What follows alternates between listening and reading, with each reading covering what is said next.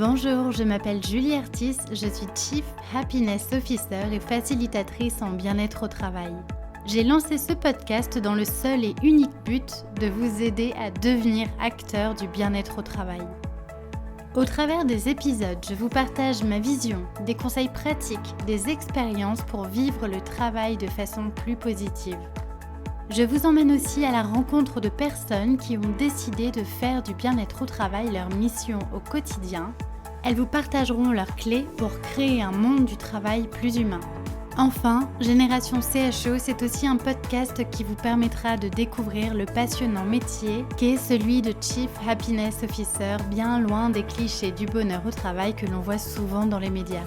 Génération CHO, c'est un podcast que je publie tous les mardis et vous retrouverez toutes les notes de l'épisode sur mon site julieartis.com. Pensez à vous abonner pour ne pas rater les nouveaux épisodes. Et si vous venez juste de me rejoindre, alors bienvenue! Je vous invite à écouter l'épisode 0 où je me présente un peu plus en détail. Dans ce podcast, mon but est vraiment de vous donner de l'énergie et vous inspirer à passer à l'action. Alors, prêt à faire partie de la génération de ceux qui choisissent le bonheur au travail ? Installez-vous confortablement pour l'épisode du jour, c'est parti!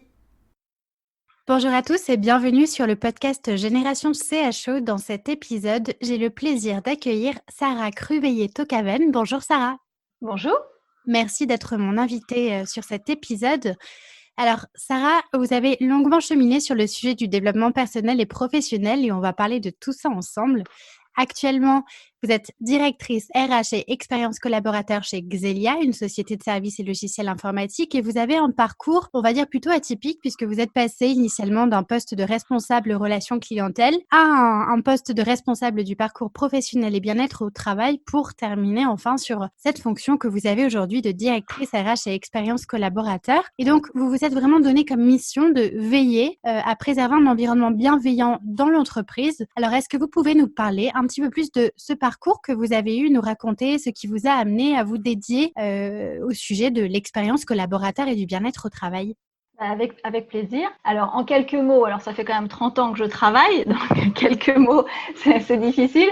Mais du coup, je vais vous parler en tout cas de mon parcours chez Xelia pour un petit peu plus vous expliquer.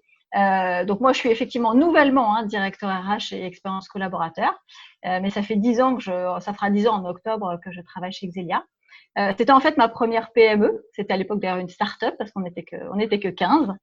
Et donc, j'ai participé au développement de cette société en créant effectivement le service client, comme vous le disiez, et en montant l'équipe dont j'ai été responsable pendant 5 ans.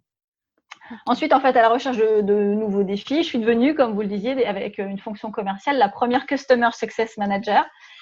C'est une fonction commerciale, je ne sais pas si vous connaissez ou si vos auditeurs connaissent, qui est née au sein des entreprises de logiciels SaaS, Soft as a Service, qui est beaucoup popularisé par Salesforce en fait. D'accord. Et donc, ce challenge passionnant, en fait, ça m'a conduit à prendre de nouvelles facettes de l'organisation commerciale. Donc, en français, c'était quoi? C'était responsable des ventes, c'est ça? Responsable de compte. Ouais. De compte, d'accord. Ok. Mais en fait, sur des clients, sur la base installée de nos clients. D'accord.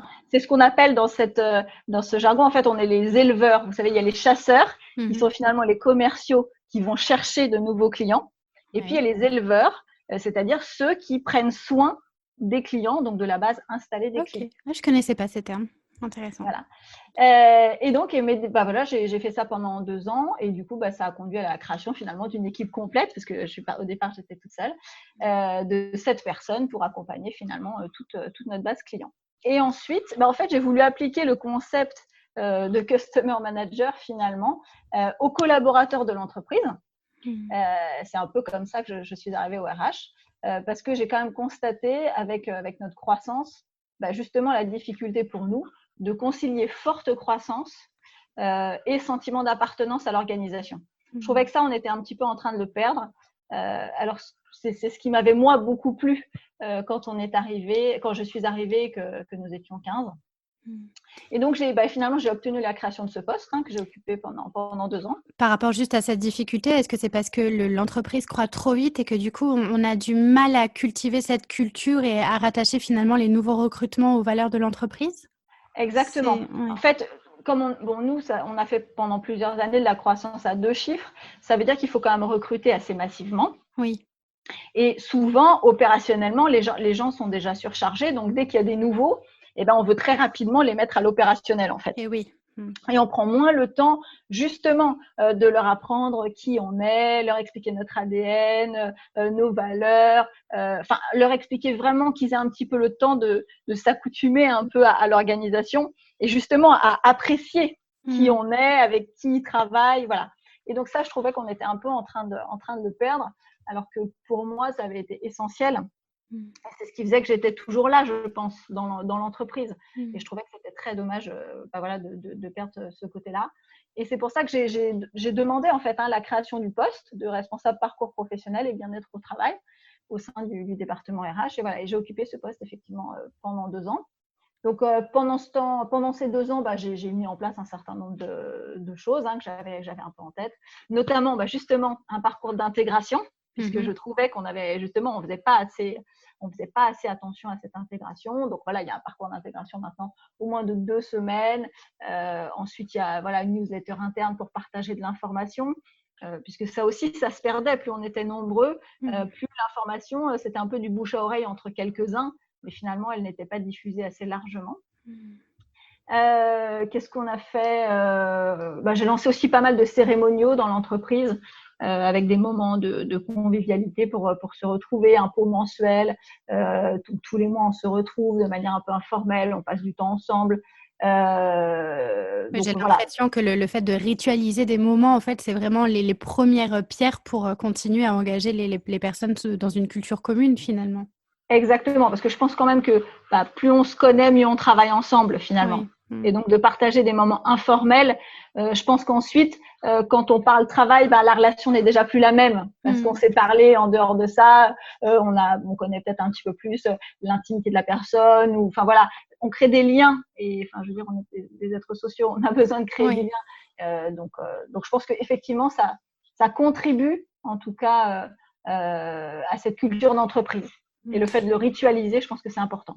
Et c'est intéressant parce que vous avez un parcours finalement où vous n'étiez pas initialement dans le domaine des ressources humaines, mais finalement vous êtes graduellement monté à ce poste-là parce que vous aviez vécu et vous saviez ce que vous vouliez vivre et attendre de l'entreprise, et vous aviez envie de continuer à partager ça avec les autres, en fait. Exactement, parce que j'étais de l'autre côté du miroir. Oui. Et en fait, j'étais Customer Success pour les clients, c'est-à-dire que voilà, j'étais le référent des clients, j'étais censée m'assurer que tout allait bien pour eux, que les services qu'ils nous avaient achetés correspondent à leurs attentes et ainsi de suite. Et finalement, là, je suis devenue le Customer Success de nos collaborateurs. Et donc, effectivement, je m'occupais, quand j'avais ce poste, de les accueillir, de les intégrer. J'étais leur référent, m'assurer que s'ils ont un quelconque problème, un irritant, un problème sur leur PC ou quoi que ce soit, ils savent qu'ils ont un référent dans l'entreprise, sans lien hiérarchique, à qui ils peuvent poser toutes les questions organisationnelles ou autres. Mais voilà. Donc, et comment ça a été annoncé ça auprès des collaborateurs, qu'il y avait du coup une personne sur laquelle on pouvait du coup parler et puis se reposer, et qui prenait soin finalement du bien-être de chacun? Ça a été amené comment? Écoutez, honnêtement, ça a été amené assez simplement. Et ça a été plutôt bien accueilli, parce que c'est quand même pour une PME, mettre quelqu'un sur un poste à plein temps comme celui-là, c'est quand même assez nouveau. Et même moi, quand j'ai des réunions à l'extérieur avec d'autres entreprises et que je disais que j'étais sur ce poste, les gens étaient quand même assez étonnés, parce que dans une PME, il n'y a pas… c'est assez rare qu'il y ait ce genre de poste, notamment à plein temps, pour s'occuper des collaborateurs. Donc, les collaborateurs étaient plutôt ravis. Et au niveau de la direction, du coup, c'était juste du bon sens, en fait, d'avoir une personne qui s'occupait de ce sujet-là? Oui, exactement. Je pense que je leur ai demandé plus tôt, ils auraient peut-être pas été tout à fait mûrs, entre guillemets, mais c'est devenu une évidence, parce qu'on a passé une phase où on a senti que l'ambiance, elle était quand même en train de changer. Et ça, tout le monde, les anciens, tout le monde quand même s'en est aperçu. Est-ce qu'il vous a fallu beaucoup argumenter, du coup, avec la direction pour leur faire prendre conscience de l'importance du sujet? En tout cas, oui, on en a pas mal discuté, parce que au début, quand j'ai amené le sujet, c'est vrai que la direction, et moi non plus d'ailleurs, mais ne voulait pas que quelqu'un se transforme en Géo Club Med. Enfin, voilà, c'est pas juste une animation d'entreprise. Oui, c'est toute la difficulté de faire comprendre du sérieux du poste en lui-même. Exactement. Et toute cette dimension. Et pas uniquement, oui, le lien entre les collaborateurs, bien sûr, il y a de l'événementiel pour créer ce lien, pour le favoriser. Et ça, c'est vraiment super. Mais ce poste, il va bien au-delà. Donc voilà, on a pris quand même pas mal de temps. J'ai eu pas mal d'échanges pour discuter un peu du périmètre du poste et ce qu'on souhaitait et la direction et moi y mettre dedans. Donc oui, on n'a pas argumenté si longtemps, mais en tout cas, on a eu beaucoup d'échanges pour construire ce poste. D'accord. C'est plus Ok. ça que je dirais. Et alors, du coup, la suite, c'était quoi après? La suite, c'est que là, du coup, je suis devenue assez récemment directeur RH et expérience collaborateur, puisque finalement, en fait, c'était mon président qui était le DRH. D'accord. Et donc, il a souhaité professionnaliser cette direction. Et puis surtout, il voulait que quelqu'un puisse s'y consacrer à plein temps, ce qui n'était évidemment pas possible pour lui, parce que en tant que président, il a aussi d'autres obligations. Et voilà, et donc on a eu pas mal d'échanges sur la stratégie de Xelia et notamment la stratégie RH pour soutenir la stratégie de l'entreprise. Et moi, j'étais vraiment convaincue que l'expérience collaborateur pouvait jouer un grand rôle. Donc voilà, il m'a proposé ce poste. Il me l'a proposé en juin. Et on a travaillé en fait pendant 6 mois tous les deux pour une passation en fait. Et puis voilà. Et je suis devenue en janvier, donc janvier 2020 là récemment, directeur RH et expérience collaborateur. Et donc je suis rentrée au comité de direction, sachant que moi, avant Xelia, je venais du monde des achats en fait. D'accord. Donc et moi j'avais travaillé que des grands groupes pendant 20 ans, type LVMH, ADS, Valeo, Lagardère, Novartis Pharma. Voilà, donc plutôt des gros groupes. Donc, c'était vraiment ma première expérience. Et ma vision RH aujourd'hui, en fait, c'est vrai que de mon expérience passée, comme vous le disiez, moi, je ne venais pas des RH. Ma vision, elle est très orientée business, du coup. Mais c'est vrai que j'aime profondément l'humain. Et je pense que ma mission au sein de Xelia, c'est vraiment d'aider les collaborateurs à grandir, à s'accomplir. Et je pense que j'ai été promue à ce poste dans ce poste, en tout cas, je pense que je peux pleinement m'exprimer vraiment au service de cette mission. Oui, j'imagine que vos qualités humaines, finalement, ont énormément joué par rapport au fait que vous ayez ce poste aujourd'hui.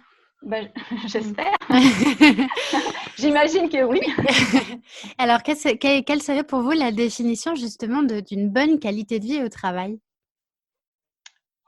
Moi, je dirais que, en tout cas, c'est comme ça que je le ressentais en tant que collaborateur. Pour moi, c'est avoir la possibilité d'exprimer finalement son plein potentiel. Et pour moi, c'est possible que si les conditions dans lesquelles on réalise sa mission, mais aussi l'état d'esprit finalement collectif dans lequel on évolue, il faut que les deux conditions soient réunies. Et il y a comment ça se matérialise au quotidien du coup? Est-ce qu'aujourd'hui, en termes de démarche qualité de vie au travail, vous avez un vrai plan d'action avec des choses qui reviennent régulièrement pour maintenir cette dynamique? Non, honnêtement, enfin, on fait ce dont je vous ai parlé un peu tout à l'heure. Mais bon, il y a effectivement, pour moi, je dirais qu'il y a quelques ingrédients quand même qui sont importants, en tout cas, pour soutenir cette démarche. Et c'est pour moi notamment, je le dis tout le temps quand j'accueille les nouveaux, c'est que je pense qu'on a besoin de se sentir utile à l'organisation. Il y a ce sentiment d'utilité qui, pour moi, fait qu'on est bien dans son travail, qu'on doit finalement comprendre ce qu'on fait au quotidien, en quoi ça contribue à la réussite de l'entreprise. C'est ça aussi, se sentir utile finalement. Il y a le côté dont on parlait tout à l'heure, le lien avec ses collègues. Je pense que, je vous dis, on est tous des êtres sociaux et on passe beaucoup, beaucoup de temps au travail. Je pense que créer des relations, des bonnes relations, ça participe à notre bien-être. Et notre rôle dans l'entreprise, c'est de proposer un environnement qui soit suffisamment convivial et bienveillant pour permettre ça aussi, pour permettre que ce genre de relations se développe. C'est vrai que l'utilité au travail, elle est essentielle et on ne se pose pas suffisamment la question, à mon sens, de qu'est-ce que je fais qui apporte réellement quelque chose à l'entreprise, en quoi je suis utile dans ce que je fais. Et c'est quelque chose qui donne énormément de sens aussi à son métier, qui donne, c'est le fameux big why, la fameuse raison d'être, en fait, qui va animer chaque personne au quotidien. Donc, c'est hyper important, ouais. Exactement. Il y a aussi l'autonomie. On en parle beaucoup, mais je pense que c'est très important. Je Mmh. pense qu'il faut pas, faut éviter quand même d'infantiliser les collaborateurs. Les collaborateurs, ils ont, à titre personnel, ils prennent quand même des décisions structurantes pour eux. Est-ce que je vais faire un enfant? Est-ce que je vais me marier? Est-ce que je vais acheter un appartement? Enfin, pour moi, ce sont quand même des décisions structurantes. Mmh. Et je pense que parfois en entreprise, on ne laisse pas assez prendre de responsabilité aux collaborateurs Mmh. et on leur laisse pas assez d'autonomie. Oui, d'autant qu'on sait que c'est vraiment vecteur d'engagement et que si effectivement, à l'inverse, on infantilise la personne, qu'on est toujours derrière elle, ça va avoir tendance à la désengager beaucoup plus dans son travail. Donc c'est vrai que l'autonomie est essentielle. Ouais. Bah, oui, parce que si on veut qu'elle se sente responsable, il faut qu'elle ait cette autonomie en fait. Mmh. En fait, je pense qu'il faut qu'il y ait un cadre, parce que on est quand même dans une entreprise, mais je pense qu'il faut que ce cadre soit suffisamment large pour que la personne ait cette autonomie pour quand même prendre des initiatives en fait. Mmh. J'aimerais qu'on revienne un petit peu sur l'intitulé de votre poste qui m'a paru intéressant. Alors, on parle énormément de Chief Happiness Officer. D'ailleurs, bon, c'est le nom du podcast, Génération CHO.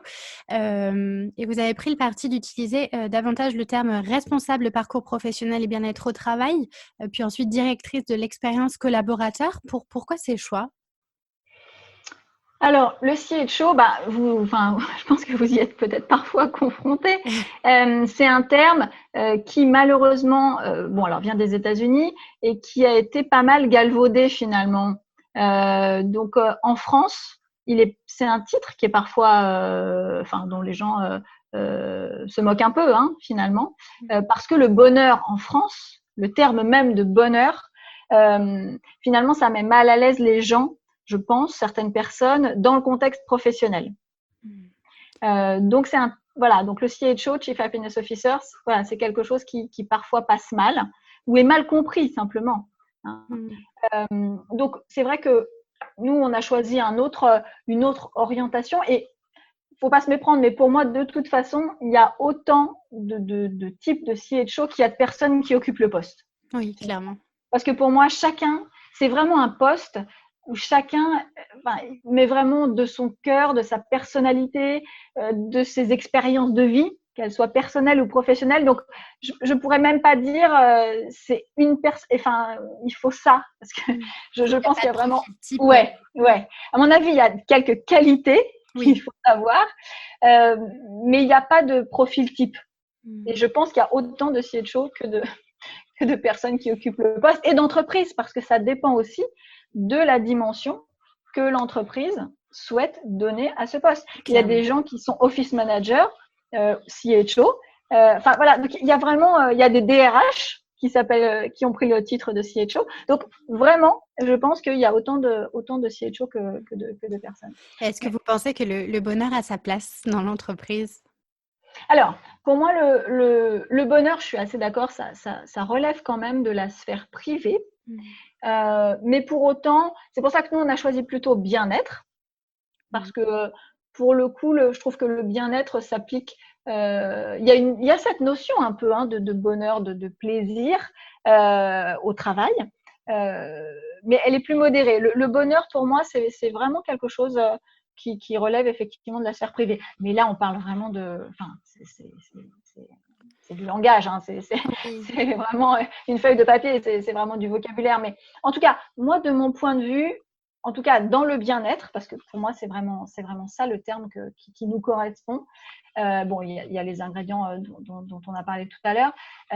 Puis ensuite, il y a quand même ce besoin de nous développer, de développer nos connaissances, nos compétences, d'apprendre de nouvelles technos, des nouveaux métiers. Et c'est pour ça que quand on a créé ce poste de responsable parcours professionnel et bien-être au travail en 2018, en fait, pour nous, c'était aussi important de montrer cette notion de parcours chez Xelia, d'évolution. Il y a une notion de développement personnel dans la sphère professionnelle, du coup. Exactement, personnel et professionnel, tout à fait. Et on voulait montrer que c'était pas seulement un concept. On voulait montrer que c'est vraiment quelque chose qu'on vit au quotidien. Depuis 2018, ça n'a pas cessé. Et là, par exemple, depuis janvier, je pense qu'on en est à presque une vingtaine de parcours. Ah oui. Gens qui ont changé de métier, qui ont changé d'équipe, qui sont devenus managers.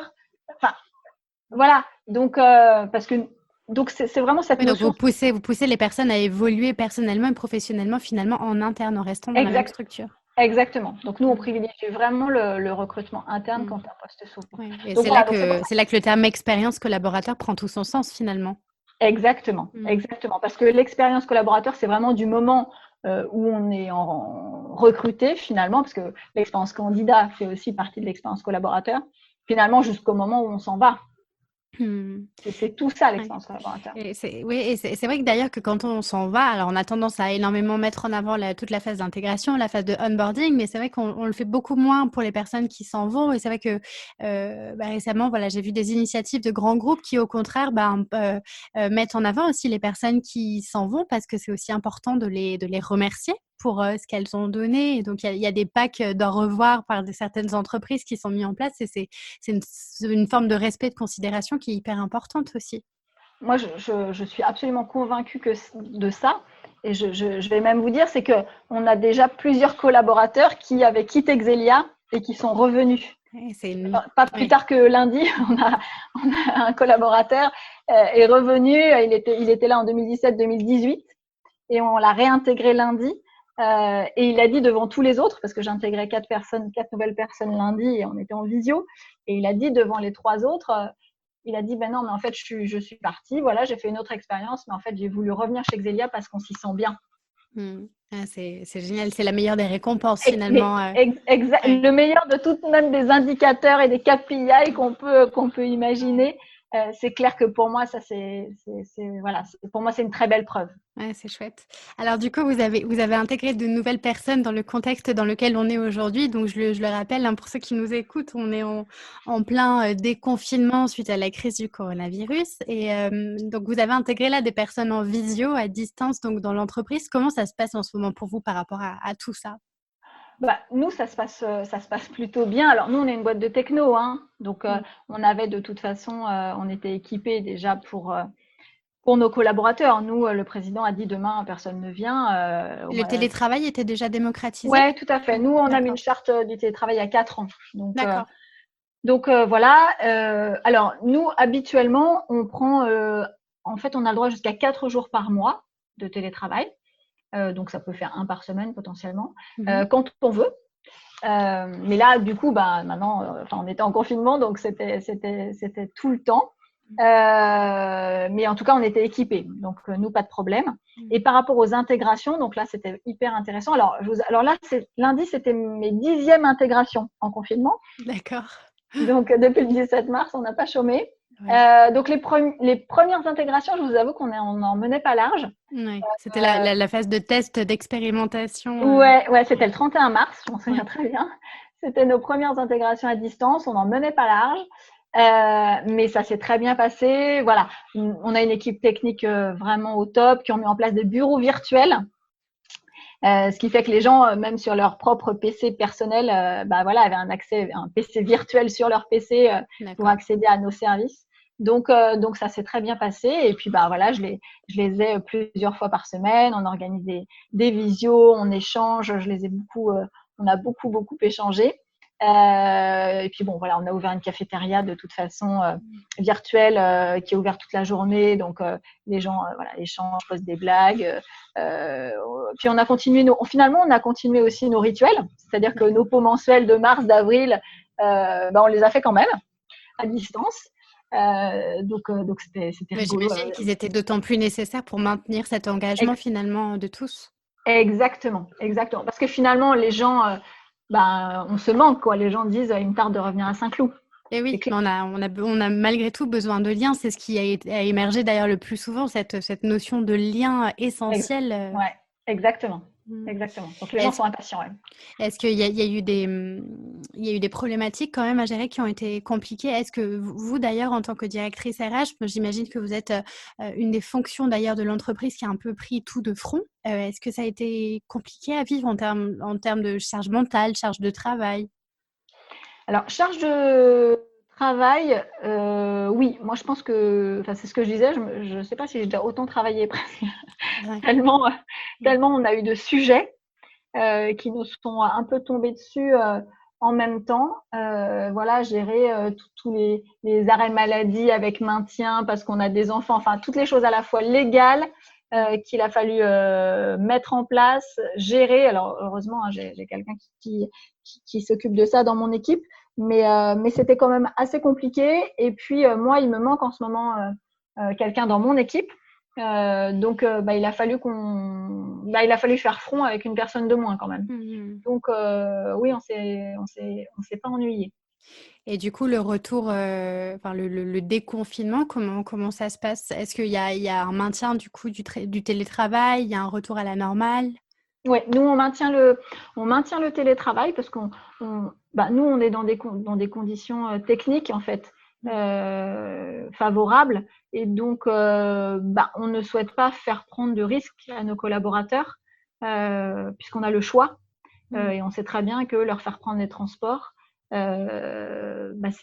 leur faire prendre des risques finalement. Oui, Donc c'est le cas de beaucoup d'entreprises qui sont dans le tertiaire et dans le milieu des services informatiques. C'est vrai que oui, j'en vois beaucoup qui finalement prolongent, voire même à la rentrée, voire à la fin de l'année, parce qu'elles peuvent simplement se le permettre de par le métier. Ouais. Exactement. Donc nous, on a déjà dit fin mai, mais et au-delà de ça, je pense que les mesures pour déconfiner en entreprise sont tellement strictes, tellement lourdes en termes d'organisation que de toute façon, ça n'encourage pas vraiment, si on n'y est pas obligé, ça n'encourage pas à déconfiner en fait. Hein, ah oui, c'est intéressant. c'est assez lourd. Il faudrait qu'on ait quelqu'un du ménage toute la journée, par exemple. Enfin, puis c'est un coût. Enfin, voilà. Alors que bon, nous, on n'y est pas obligé. Donc voilà. Mais c'est vrai que j'ai vu sur Internet passer que je crois que Google et Facebook ont annoncé jusqu'à 2021. Oui, jusqu'à 2021. Oui, Ouais. tout à fait. J'ai vu Ouais. passer ça. Ouais. Donc, Ouais, mais c'est vrai que je pense que toute cette période a invité chacun à revoir sa façon de travailler. Alors bon, c'est vrai qu'on a pu faire du télétravail de façon plus ou moins forcée dans des conditions qui n'étaient pas forcément optimales et égales pour tous, mais c'est vrai que si on a la possibilité de faire le télétravail dans de bonnes conditions, autant le continuer le plus longtemps possible si ça permet déjà de protéger les personnes, de réduire les coûts aussi, on a tout intérêt, ouais.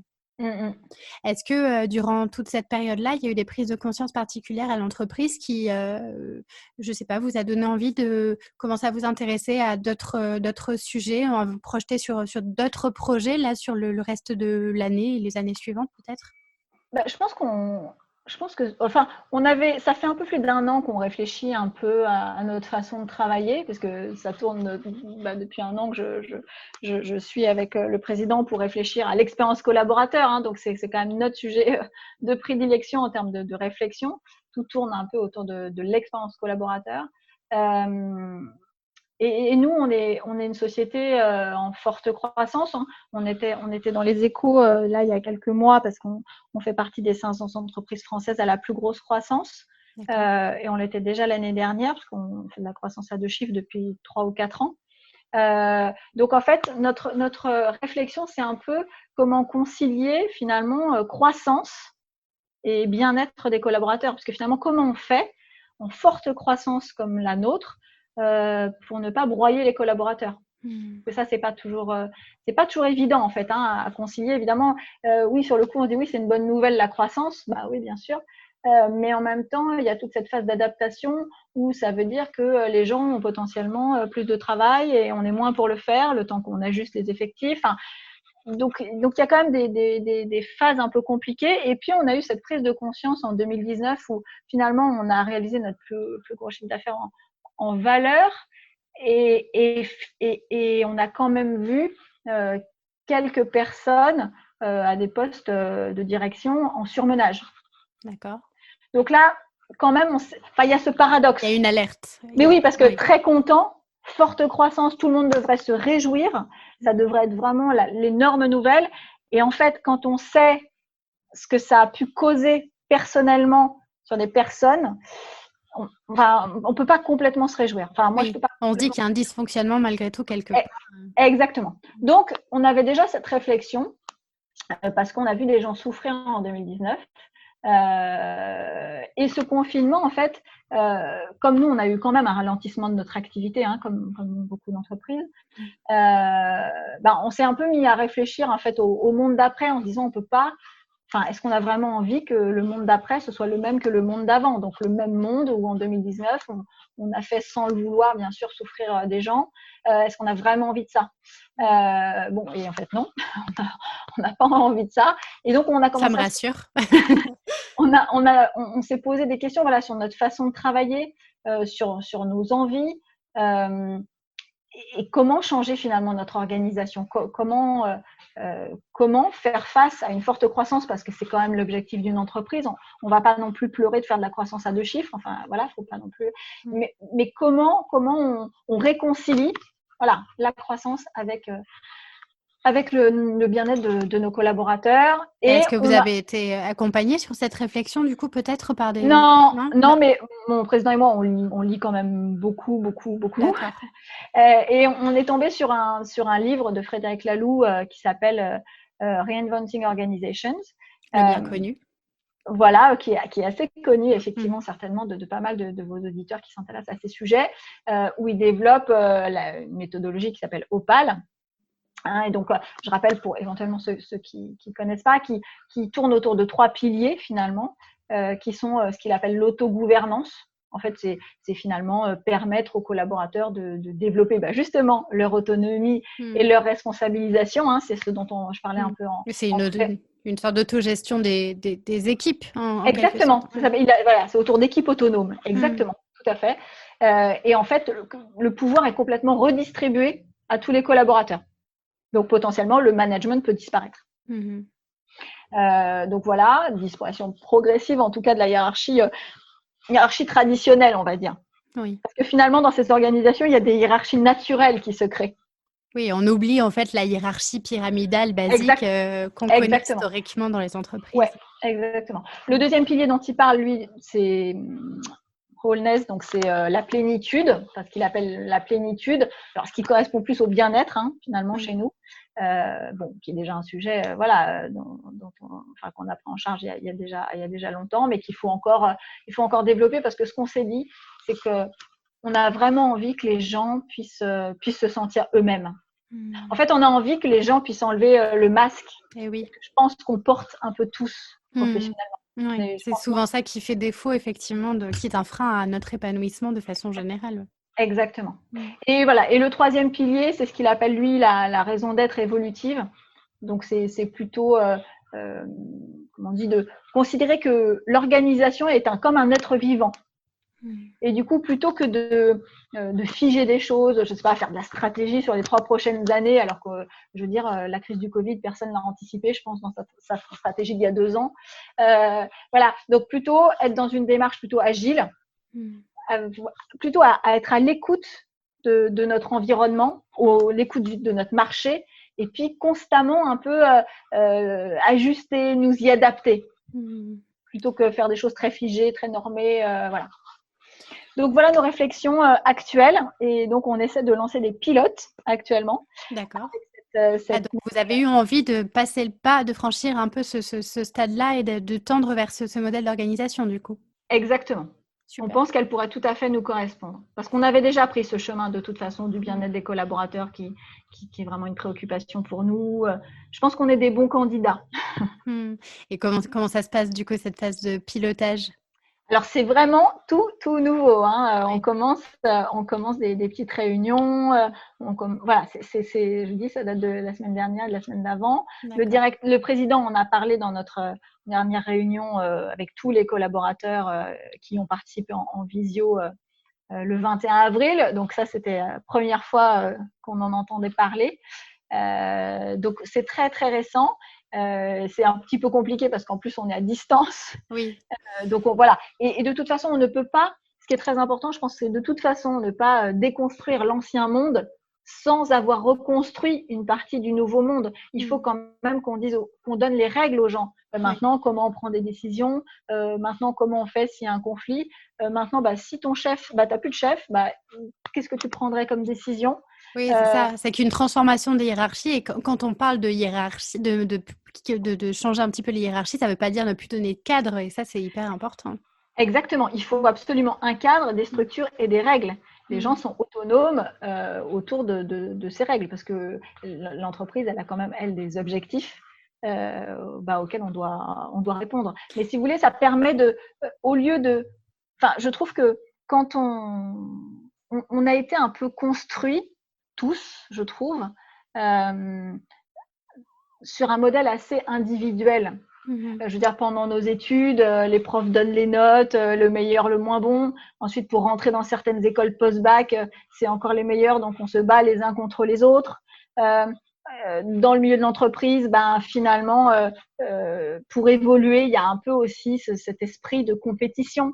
Donc finalement, on développe au cours de notre vie, on développe très peu notre intelligence collective. Hein. C'est vrai.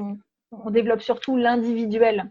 C'est vrai. Et je pense que ce genre d'organisation, c'est vraiment pour remettre le collectif au service de l'entreprise. Donc, c'est tout le monde qui va finalement dans le même sens pour finalement atteindre les objectifs de l'entreprise, je crois. Oui, c'est permettre à chacun finalement de prendre ses responsabilités pour contribuer à une réussite commune. Oui, exactement. Et exactement. En plus, je trouve ça super chouette, surtout de le proposer, de le faire vivre à cette période parce que ça doit.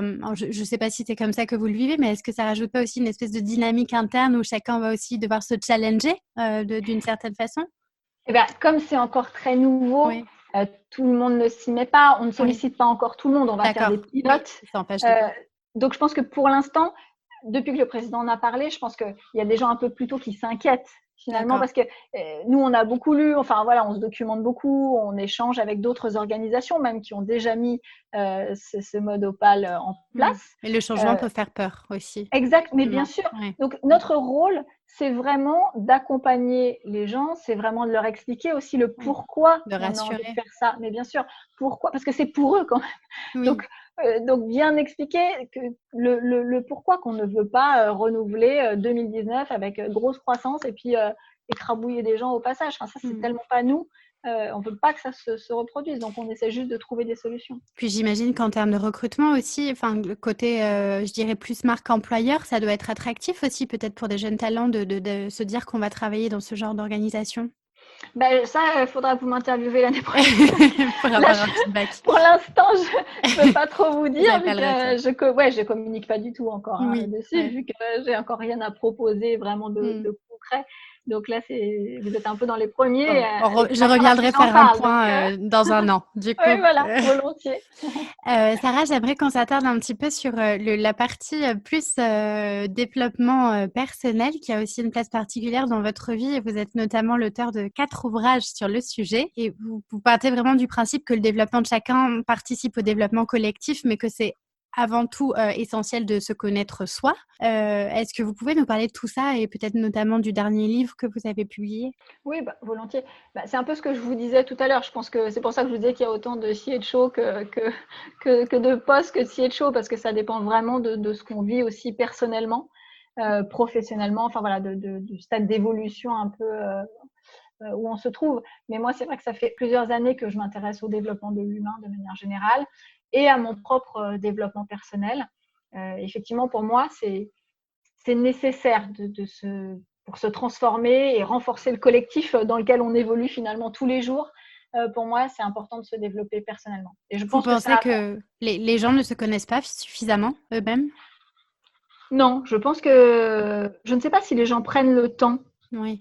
Alors, de ce que j'ai lu, et sans vouloir faire de sexisme, il se dirait que les femmes, quand même, se posent davantage de questions. Et je ne voudrais pas généraliser parce que c'est des hommes qui s'en posent. Donc, voilà. Mais bon, peut-être que j'ai l'impression que les gens, en fait, on rentre un peu dans une spirale. On va au travail, on rentre, on s'occupe de sa famille ou de soi, ou enfin, j'en sais rien.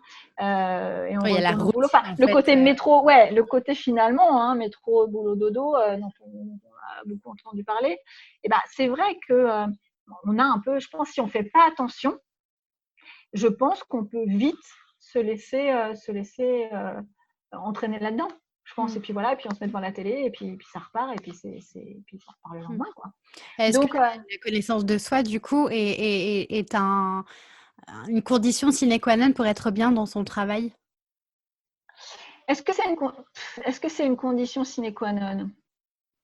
En tout cas, je pense que si on connaît certaines choses sur soi, sur un peu les biais cognitifs, un peu sur les choses sur lesquelles on sait qu'on va surréagir, ou enfin voilà, il y a plein de petites choses. Je pense si on se connaît, on est en tout cas un peu plus capable d'y remédier, d'être plus attentif peut-être. Plus aligné aussi peut-être dans le travail. Ouais, ouais, exactement. Mais moi, ce que j'ai voulu faire, en tout cas, avec mon livre Devenir meilleur, en fait, ce que j'avais remarqué, c'est que souvent, les livres de développement personnel, en fait, c'est écrit par des gens dont c'est le métier, le Oui. développement personnel. Donc, ils passent leur journée à évoluer quand même dans ce milieu. Donc, et en discutant avec des gens, voilà, ils me disaient non, mais ça, c'est pas pour moi, parce que ça, c'est des gens, c'est leur milieu, c'est pas possible pour des vraies personnes de la vraie vie, en fait. Et donc, c'est pour ça que j'ai écrit ce livre, parce que je voulais justement témoigner, voilà, qu'on peut être une femme qui travaille à plein temps, une maman, voilà, avec un mari, avec un peu les mêmes préoccupations que tout le monde, j'imagine. Mmh. Euh, bah, qu'on peut quand même arriver à mettre des choses en place pour soi, dans sa propre vie, Mmh. pour évoluer. Mmh. C'est vrai que effectivement, je vous rejoins sur le fait qu'on ne prend pas assez le temps, de parfois faire un pas de côté et se questionner sur ce qu'on vit, sur, ce qu'on ressent, et comment on peut être, on peut aussi améliorer sa façon de vivre les choses pour mieux évoluer par la suite, non seulement pour être plus aligné, avec soi, mais aussi pour mieux communiquer et collaborer avec les autres. Je pense que c'est important. Bah oui, parce qu'en fait, c'est vrai qu'on prend pas ce temps. Et Mmh. c'est pour ça que d'ailleurs, une des techniques que je donnais, parce qu'en fait, on dit toujours, ah non, mais j'ai pas le temps. Ah non, mais ça, j'ai pas le temps. Mmh. Et en fait, on a un peu cette impression frustrante d'ailleurs, de courir après le temps, de jamais avoir de temps pour soi. Enfin, quand vous discutez, les gens vous disent tout le temps ça. Non, mais C'est j'ai pas vrai. le temps. Et donc, dans Devenir meilleur, c'est un peu ce que je disais aussi. Je disais, et c'est ce que moi j'ai mis en pratique pour moi-même, depuis plusieurs années, et je pense que ça m'a beaucoup aidé, c'est d'essayer de sanctuariser par exemple un moment pour soi dans la journée. Alors moi c'était le matin très tôt, parce que j'étais au bureau assez tôt le matin, donc voilà, je me levais plus tôt, et je sanctuarisais un peu ce moment pour moi, où ma famille n'est pas encore réveillée, où la maison est encore calme, pour faire des choses qui m'intéressent moi. Donc, je sais pas, lire un livre, moi évidemment écrire, mais ça peut être faire de la méditation, faire du yoga, enfin, en tout cas faire une activité ou de la peinture, enfin j'en sais rien, mais en tout cas faire une activité pour Pour soi. soi. Ce qui Mmh. veut dire qu'ensuite on part au travail, quoi qu'il arrive dans notre journée, finalement, eh ben, c'est plus important parce qu'on a eu ce moment. Donc on n'est plus du tout dans le même état d'esprit. Mmh. Ouais, c'est un peu le concept, du fameux miracle morning, qui consiste à se lever, 1 heure plus tôt pour, se dédier à des activités, qui vont être, pour soi exclusivement. Donc effectivement, ouais, comme vous le disiez, la lecture, la méditation, le sport, mais c'est quelque chose pour soi. Ouais. Exactement. Et c'est vrai que sur cette notion de, j'ai pas le temps, c'est vrai que c'est quelque chose qui revient tout le temps, tout le temps, tout le temps. Et puis j'avais lu un jour qu'en fait, c'est pas qu'on n'a pas le temps, c'est qu'on ne prend pas le temps et qu'on a décidé que la chose pour laquelle on n'a pas le temps, c'est juste qu'on ne veut pas en faire une priorité, en fait. Ouais. Et c'est intéressant parce que ça recontextualise, en fait, la priorité qu'on donne à certaines choses qui finalement ne devraient pas avoir autant de place que ça dans notre vie. Exactement. Prendre Heu, du temps pour soi, c'est important. ouais, ouais, ouais. On arrive presque au bout de l'épisode, Sarah.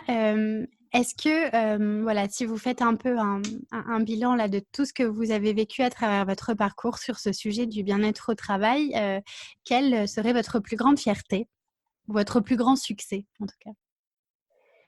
Ma plus grande fierté, je pense que c'est d'avoir, par exemple, en 2019, on a eu un taux de cooptation de 38%. Ça Mmh. rejoint un peu ce que je vous disais tout à l'heure avec des collaborateurs qui reviennent. Oui. C'est-à-dire que l'année dernière, sur 29 recrutements en CDI, 11 étaient des cooptations. Mmh. Pour moi, c'est l'indicateur le plus représentatif Mmh. de la qualité de vie au travail chez Xelia. Parce que, je veux dire, on a quelqu'un qui nous a recommandé son témoin de mariage, sa sœur, son mari. Enfin, pour moi, c'est C'est le génial. plus bel indicateur. Oui. Mmh. Donc voilà, pour moi, ça, c'est vraiment une grande fierté. Mmh. Est-ce que vous auriez un conseil à partager, pour ceux qui nous écoutent et qui sont peut-être, voilà, qui ont envie d'œuvrer pour plus de bien-être au travail, dans une organisation? Quel serait votre conseil? Je sais pas je sais pas si on peut donner des conseils, parce que ça dépend vraiment de qui on est et de l'organisation dans laquelle on évolue, hein, c'est ce qu'on disait tout à l'heure. Mais voilà, après pour moi, je dirais, bah, il faut quand même profondément aimer l'humain, être au service des autres quand même. Mmh. Parce que je pense que c'est important d'avoir envie dans l'entreprise que finalement chacun puisse s'épanouir un peu aussi dans sa singularité, hein, ses différences et et voilà, mettre en place des conditions qui permettent aux collaborateurs justement d'exprimer leur plein potentiel, hein, c'est ce dont je parlais tout à l'heure. Et ensuite, en termes de Donner envie à chacun qualité, ouais, d'enlever le masque, en fait. exactement, Mmh. exactement. Et puis après, tout à l'heure, on parlait de qualité. Voilà, je dirais qu'il faut, pour moi, quand même avoir une bonne dose d'énergie, Oui. parce que donner comme ça pour une cause, pour les Mmh. collaborateurs, ça demande beaucoup d'énergie. Il faut quand même, à mon avis, un enthousiasme à toute épreuve, Mmh. de Est-ce que vous l'empathie. vous autorisez quand même parfois des moments de moins bien? Alors, ça, j'ai un peu de mal là-dessus. Mais C'est bon, le d'abord, je suis problème des personnes qui ont un petit peu ce rôle-là, j'ai l'impression, ouais, de s'autoriser à se dire: «Bah, moi aussi, parfois, j'ai une baisse de morale». Voilà. ouais, exactement. Mais alors, j'ai en plus, de toute façon, cette tendance personnelle. Je suis en plus, c'est vrai, d'une nature très enthousiaste, hein, donc c'est vrai que même moi, ça me fait. J'ai des jours où je suis un peu down, mais même moi, ça me fait bizarre. Ah oui. Tellement je n'ai pas l'habitude. Mais je dirais que après, voilà, le fait que je fasse de la méditation, voilà, ça me permet quand même très très rapidement de prendre du recul par rapport aux situations, par rapport à ce que je vis. Et donc, même quand je peux avoir des phases un peu down, ça dure jamais très longtemps quand même, parce que Mmh. j'arrive à prendre le recul nécessaire. Je pense que ça aide beaucoup. Bon, du coup, pour ce rôle-là, vous diriez une bonne dose d'enthousiasme et puis pour, faire face aux moments un peu plus down, une bonne dose de méditation, du coup, ce serait Ouais, voilà. Et de l'empathie quand même pour ce que vivent les gens, d'être curieux, ouvert. mmh. Enfin, voilà, je pense qu'il y a pas mal de choses, mais qui se rejoignent, hein, Mmh. finalement. Qu'est-ce qu'on peut vous souhaiter pour la suite, Sarah? Qu'est-ce qu'on peut me souhaiter? Hmm. Eh ben, bah, d'arriver à mettre en place cette organisation, cette nouvelle organisation chez Xelia et que dans un an, je puisse vous dire que vraiment on est tous heureux, qu'on voit une différence, qu'on voilà, ça ce serait vraiment super. Super, bah, c'est tout ce qu'on vous souhaite. En tout cas, C'est gentil. vous nous avez donné matière à lire, en tout cas, donc j'invite ceux qui nous écoutent à vraiment, aller, regarder le livre de Frédéric Laloux, Réinventing l'organisation et puis, du coup, le livre de Sarah aussi qui s'appelle Devenir meilleur. Merci Merci. beaucoup Sarah pour, tout ce beau partage d'expériences, passionnant et bah, du coup, on vous souhaite, un bon cheminement dans cette nouvelle réflexion sur l'organisation. C'est gentil. Merci beaucoup, Julie. Merci et pour ceux qui nous écoutent, je vous dis à très bientôt pour un nouvel épisode de Génération CHO. Voilà, c'est tout pour aujourd'hui. Mille merci d'avoir écouté jusque-là. Une dernière petite chose avant de nous quitter. Si le podcast vous plaît et que vous voulez m'aider à le faire connaître, alors je vous invite à me laisser un petit mot doux en commentaire, à me mettre 5 étoiles sur iTunes ou encore à le partager sur vos réseaux. Si vous souhaitez me contacter, me poser des questions ou me donner vos feedbacks, vraiment n'hésitez pas, je serai ravie de vous lire et de vous répondre. Vous pourrez retrouver les notes de cet épisode sur mon site internet julieartiste.com et je vous donne aussi rendez-vous sur Instagram sous le pseudonyme Génération CHO pour partager davantage autour de ce passionnant sujet du bien-être au travail. Encore merci et à très vite pour un nouvel épisode.